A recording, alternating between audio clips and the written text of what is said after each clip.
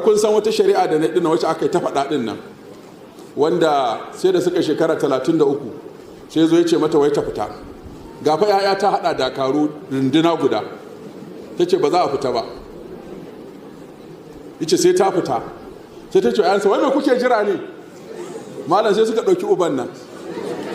kafin ka ce mai sun dare shi a waje. To shi da ya zo ya ce mana 'ya'yansa sun masa rashin mutunci da goyon bayan babarsu, muka ce me ya faru, ya ce wacce sa ce suka fito da shi waje. Na ce to kai me ya faru, ya ce ca ne ta fita, na ce su kuma suka fidda kai ba. Na ce to wacce ta tara bataliya irin wannan akara makalla a bita a hankali,